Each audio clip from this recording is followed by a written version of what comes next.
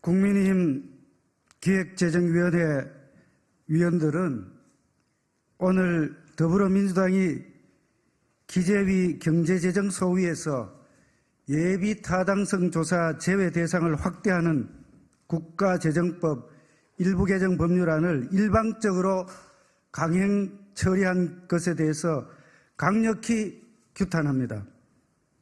오늘 민주당은 국가재정을 파탄내는 입법 포커를 일으켰습니다. 여당의 반대에도 불구하고 오로지 소속 의원 지역구의 특정 사업 예타 면제를 위해서 접경지역 및 대도시권 광역철도 확충 사업에 대한 예비 타당성 조사를 면제하는 국가재정법 개정안을 기획재정위원회 경제재정 소위에서 일방적으로 강행 처리하였습니다. 근본 개정안은 사실상 예비 타당성 조사 완박법입니다. 예타 완박법이자 지역차별법이고 국회 포기법입니다. 첫 번째, 근본 개정안은 예비 타당성 제도를 사실상 무력화, 형해화시키는 예타 완박법입니다.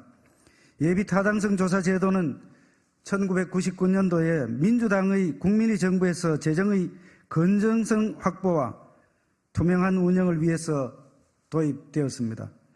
특히 국가재정법상 예비 타당성 면제 조항은 2014년도에 여야가 합의하여 법제화한 이후에 한 번도 예타 면제 대상이 추가된 적이 없이 10년간 운영해 왔습니다.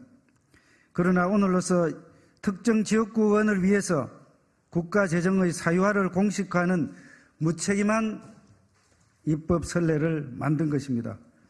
둘째로, 동 개정안은 중소규모 도시, 농산, 어촌 등 열악한 지역에 대한 지역차별법입니다. 개정안은 접경지역의 인구 50만 이상의 대도시에 대해서만 특례를 명시하였습니다. 이는 인구 소멸 위기에 처한 대부분의 지방 중소도시에는 안중에도 없는 노골적인 지방차별 조치입니다. 민주당이 언제나 주장해왔던 균형 발전에는 명백하게 역행하는 그런 조치입니다. 결국 그간 민주당의 균형 발전 구호는 공허한 주장이었고 내로남불에 불과했음을 재확인해주는 그런 상황입니다. 셋째로, 동법 개정안은 국회의 예산 심의권을 스스로 포기한 국회 포기법입니다. 국민의 혈세로 대규모 재정을 투입하는 사업에 대해서 그 타당성을 심사하고 심의하고 꼼꼼히 살펴보는 것은 국회의 기본적인 책무입니다. 그런데도 불구하고 민주당 소속 의원 지역구 사업을 포함한 재정사업에 대해서 타당성 검토를 못하게 하는 것은 국회가 스스로 역할과 책무를 포기하는 조치입니다.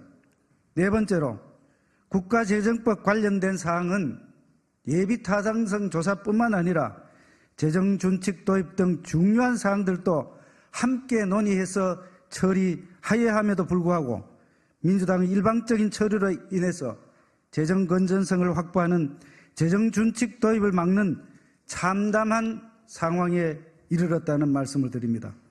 이렇게 내년도 선거를 앞두고 민주당이 저지른 포퓰리즘적 입법 폭주는 국가재정을 파탄으로 이끌 것이며 국회에 대한 국민의 불신만 배가시킬 뿐입니다.